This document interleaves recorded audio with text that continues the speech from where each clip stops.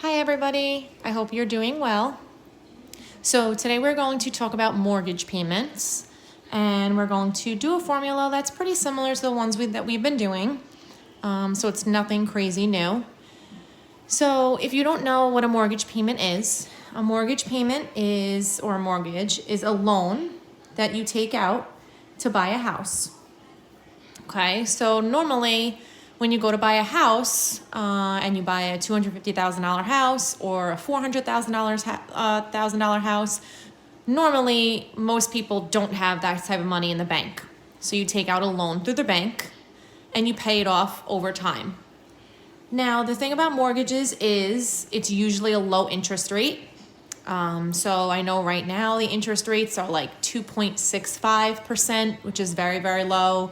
3%, 3.5%. So normally the interest rate's low. And also you don't usually pay this off in 5 years, okay? Normally a loan, a mortgage is mostly done over 30 years. And then some people sometimes do a 15-year loan so they end up paying it off quicker and they pay less in interest after those 15 years as opposed to 30 years. So this is what our formula is going to look like.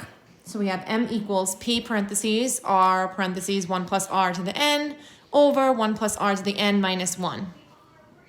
Now if you notice at what all the letters mean.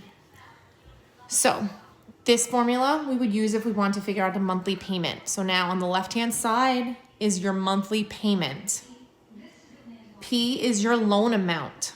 So if you're taking out a loan, let's say you buy a house for $300,000 and you put $100,000 down, that means that your loan amount is what you owe, which is $200,000. That would go in here in P. That's your loan amount. That's basically the amount that your mortgage is for.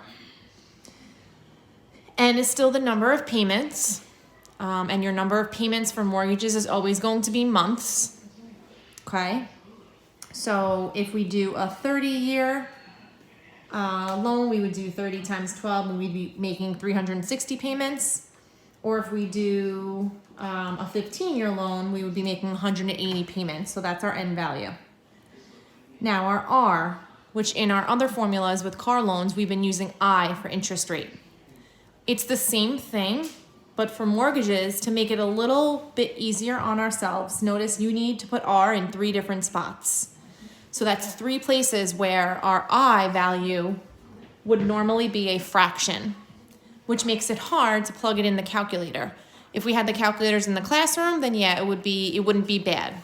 So to make it easier, what we're gonna do for R is R is gonna be our monthly interest rate already. So if our interest rate is 4%, we're already gonna be dividing that by 12. So I'm gonna be giving you what the monthly interest rate is. Now, the most important part about your R value, it's going to look like a very small decimal. Yes, because you're already dividing by 12. The thing is, you still need to move your decimal 2 places to the left, okay? Because it's a monthly interest rate. It is a percentage. So even though it looks like a small decimal, you'll see when I get to the first example, you still need to move your decimal 2 places to the left before you plug it here into these 3 R's, okay? So let's look at the first one together. So Mr. and Mrs. K want to purchase a vacation home in Florida. The house is $350,000, but they have $100,000 to put down, meaning their loan will only be $250,000. If the monthly interest rate is 0.305% and they are taking out a 30-year loan, how much will their monthly payment be? Okay, so remember, first thing, write down your formula. So M equals P parentheses R parenthesis 1 plus R to the N over 1 plus R to the N minus 1, close the big parenthesis. Okay, so their loan amount should have been $350,000, but they put $100,000 down, meaning they take that money off, which means that their loan amount is $250,000. So your P value is $250,000. Okay, M is your monthly payment, that's what we're looking for. So we can start actually plugging into the formula. Okay, next. Remember, R is your monthly interest rate. It already is the monthly interest rate. So right here, this is your monthly interest rate. So 0.305. It already looks like the decimal was moved over two places, but again, remember that number already was divided by 12. So yes, it is smaller. It is still a percent, which means your decimal still needs to go over two places. So if I move my decimal over two places, 0.00, right? 0.0035 is what is going into the three R spots.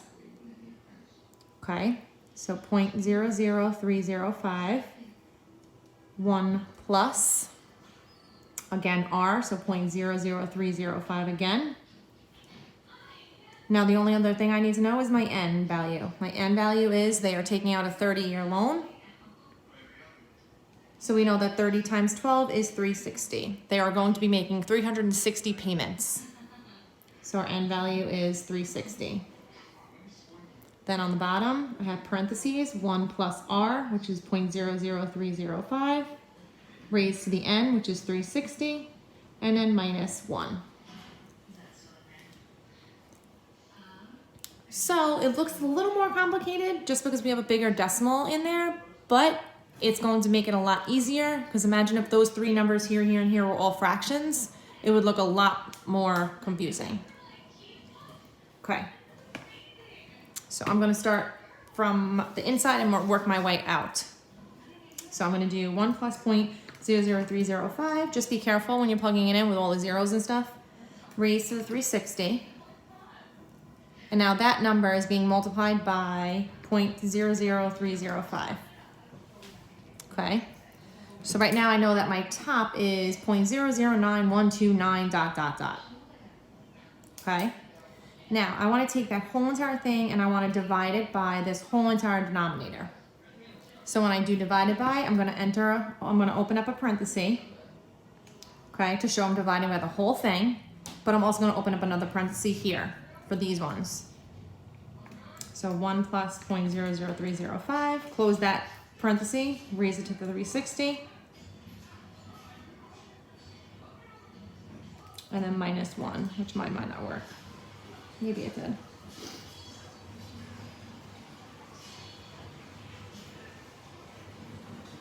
Let me just make sure I have the right answer before we move on. Now that I just erased it, it's fine. Times, nope.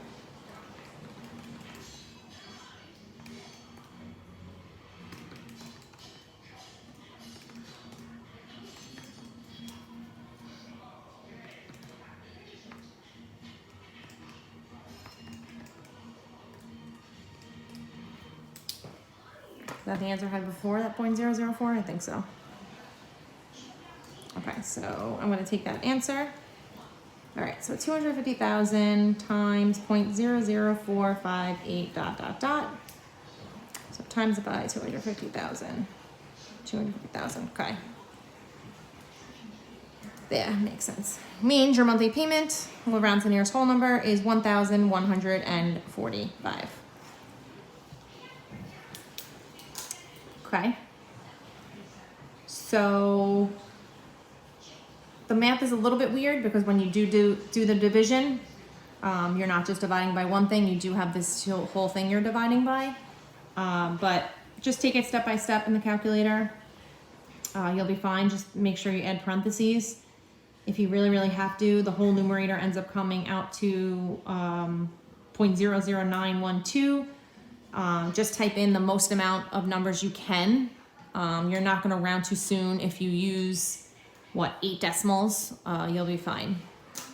Okay, so that means that Mr. and Mrs. K's vacation home in Florida, they're taking out a loan for $250,000, and basically with their interest rate, and they will be paying $1,145 every month for the vacation home. Now, that's only for your loan. That's only for your mortgage. So that doesn't include homeowners insurance, because you have to have your house insured just like your car. And that doesn't include your taxes. So that's why your mortgage that you pay every month can be significantly higher than that because of those two things. But for right now, we just care about the loan amount. Okay, so I'm going to post 2 questions for you guys to try, and you do not have to hand them in to me.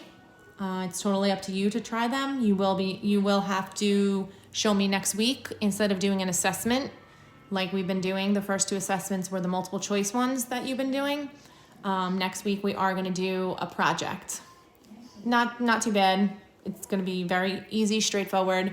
You're going to have to find a car that you want to get, figure out your loan amount, and tell me how much your car payment will be. And then the second half of it will be to find a house. And we'll give you the interest rate. I'll give you all the information next week, so I don't want you to worry about that yet. So you will have to do this formula for me, just not this week. That'll be for next week. Okay? Hope everyone's doing well, and have a good day. Bye, guys.